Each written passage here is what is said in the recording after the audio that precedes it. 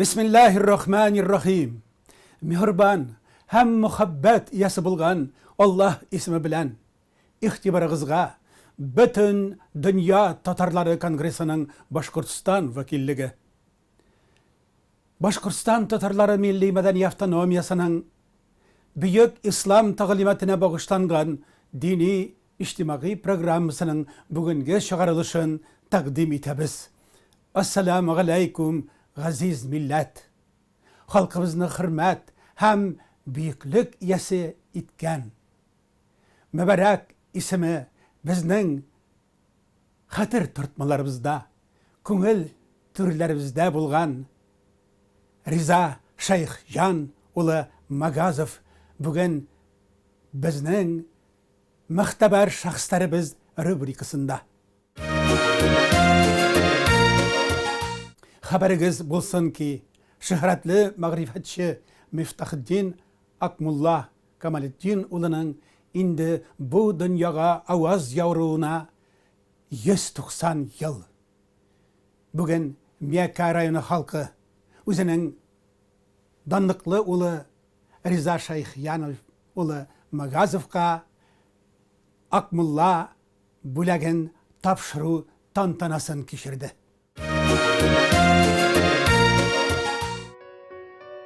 Bu hayran tamaşa Miftahiddin Akmullah'nın kindik kanı tamgan jirde Tuksanbay avlunda başlandı.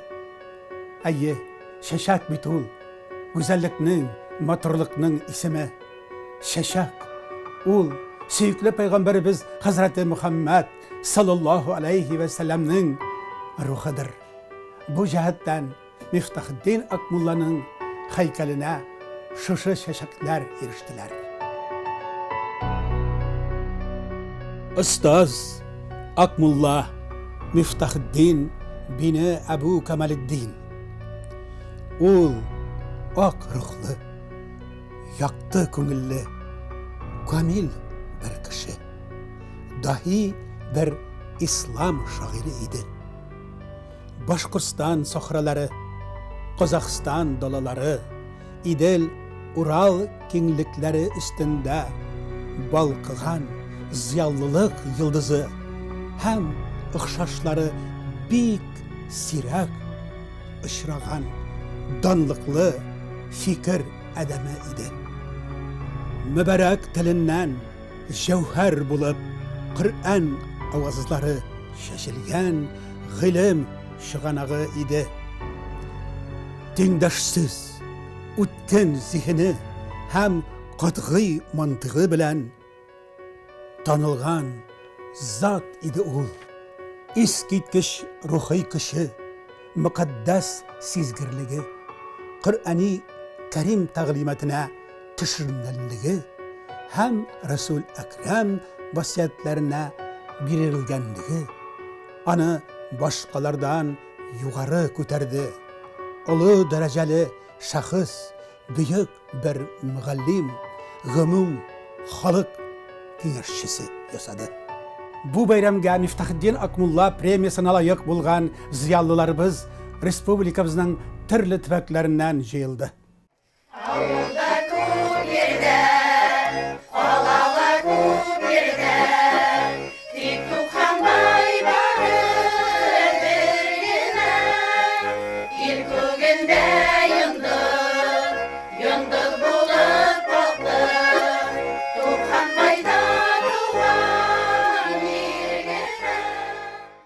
Belirge tilegen Akmullah, fakirlikten başka fen kura almanık, şehir sığıp alıp yapka yürüye almanık, mergenlerde tanırlık halibik var, şu sebepten sabır kılıp tura almanık deyip, o vakitte danlıklı bulgan Sterlibaş medresesinde minendem kanağıtlenmeyinse Irımbor yaktarına sığıp gider.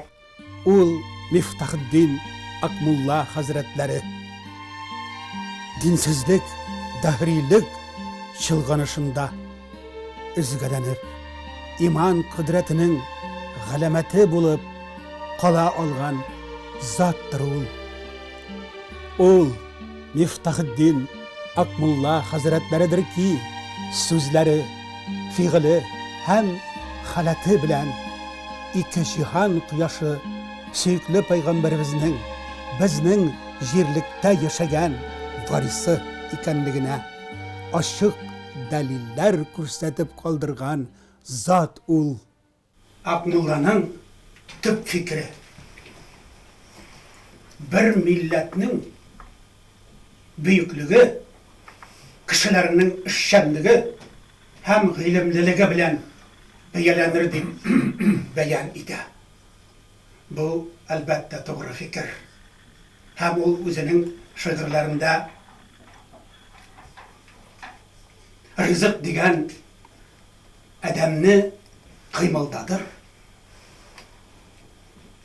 Aşar rızıkın da ol yugurip tatır. Mangayına hak yazganını görmey kalmaz. Gerek sultan bulsun. Bütün Dünya Tatarları Kongresi'nin yetakçisi, Başkırstan Vakilliğinin yetakçisi hem İhlas Meclisimizde İmam Hatip, yaş galim Alfred Devletçi'nin bulagın sizlerge alıp gidip tapşıram. Ol bütün Akmulla nesillerine, Tuksanbaylılarga, bütün meyekelilerge imanları güçlü bulsun, boskan izlerine gül olsun deyip, hem de uluh vatanımız Rusya'da, cennet gibi memleketimiz Başkırstan'da, bakıt kuyuşumuz, cihan kuşağında imanlık yıldızımız balkısın. Müftəxiddin Akmulla'nın tuğan diyeginde hizli kurubuzga biz bik şadbız. Yüreklerden yüreklerge kapka açkan, icad yemişleri bilen, halkımız tarihin dan hem şöhret bilen sugarıp, özü tarihta jıyılmaslık bulup kalgan zat, kişiliknin jövher bir tügüdür.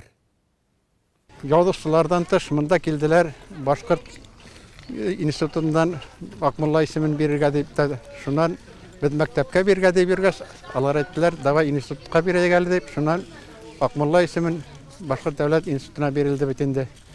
Eğer de bana şu uyları dürüst olup, uylagan uyları Akmulla'nın dürüst olup gelip çıktı. Bugünkü halk onu maktap iske ala, hürmet ite, onun tilegen tilekleri kabul ola deyip etken bizde Başkırtlarım oku kerek diye sonra bizning devlet institutuna da şu Akmulla ismi verildi bitinde. Akmulla Miftahiddin bini Ebu Kemaliddin Hazretleri asırlar boyuna İslam bayrağın doğru ko'tarib kelgan aziz milletimizning yo'lin bugün de yoqtirtib, undab, doğru yoldan alıp baradır.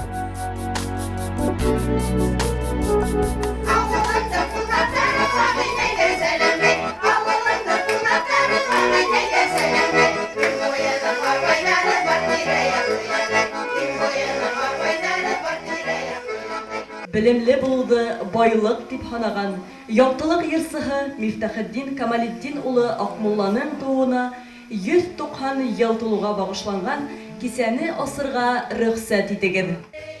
Nasihatları milyonlagan müminlerinin köngüllerinde ulu mertebeler kazangan abroylu dağvatçı ul.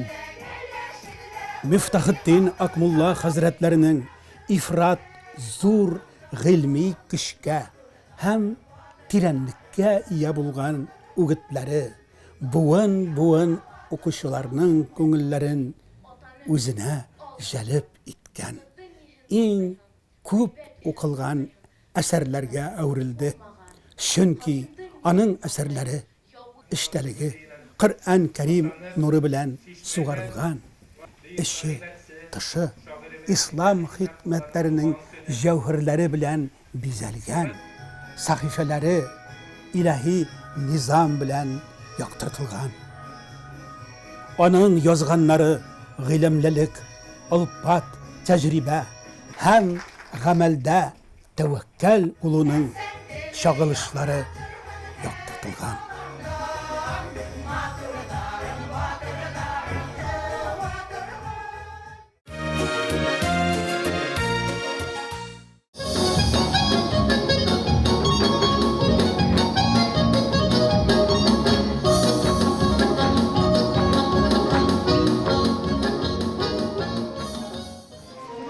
мәнсіз наданларны рисвайлык шықырына тәгәрәткән, хәсрәт шүлләренә куып чыгарган Аллаһ арысланы исламның гадел кылычыдыр. Мифтахиддин Акмулла хәзрәтләридер ки, мәгънәви байлыкларыбызның иң бийек түбәсенә күтәрелеп, башкаларны да ислам кушканча фикер йөртергә, дөрес юлларны сайларга өйрәткән хикмәт ияседер. Хәстәрбез бик күп, шуларның иң зуры, иң бийеге Мифтахиддин Акмулла, ул белемгә, акылга, мәдәнияткә өндәгән. Шуның өчен без Мекка халкы мәдәниятле, белемле, тырышбыз да, уңганбыз да. 1989 елда язучылар, фән әһелләре, журналистларның иҗатын көчәйтү максатыннан Мекка районы хакимияте тәкъдиме буенча төбәктә Мифтахиддин Акмулла исемендәге премия бирелә башлый. 32 ел дәвамында премия сәнгать һәм әдәбият өлкәсендә уңышларга казанучыларга тапшырылса, быел бәйгегә үзгәрешләр кертелгән. Акмулла премиясын милләттәшебез, билгеле галим, табиб Риза Магазов алган. Vallahi billahi бигрәк мотор көн, зур бәйрәм көн. Көтмәгәндә, уйламаганда менә якташлар менә шулай олылап бөек Акмулланың премиясын менә бергә булганнар. Күрәсең, үткән гомерем, эшләгән хезмәтләрем билгеледер инде аларга файдасы дигәндер күрәсең. Якташларга Шуңа күрә мин рәхмәтлемен. Без әлегә белән бик шатбыз. Менә рәхмәт төшкере кварт дип тормаганнар әле. Кат-кат барсы да эндәшеп, шакырып, зурлаганнар. Аны зурлаганга яшьләргә үрнәк булып тора инде ул. 13 ел ул үзенең гомерен багышлады. Шушы үзебезнең беренче клиник Кубатова дәваханасын күтәрү üstünde эшләде. 13 ел гомер, аз гомер түгел. Аның эшлекле кулыннан килгәнен күргәч инде ул үрләтелде. Шушы институт сывороткалар, вакциналар җитештерү буенча ул эшләгән вакытта зур казанышларга иреште институт. Күп эшләр башкарды. Бер гади генә институттан ул бөтен әйтегендә үзебезнең Россиядә, Башкортстанда билгеле булган медучреждениеларга әйләнде. Ул әлдә 90 яшь булган карамастан софта, күңеле дәртле, әйтегендә тырышып, шатланып, туган якка кайтып безнең рәхмәтләрен белдерде.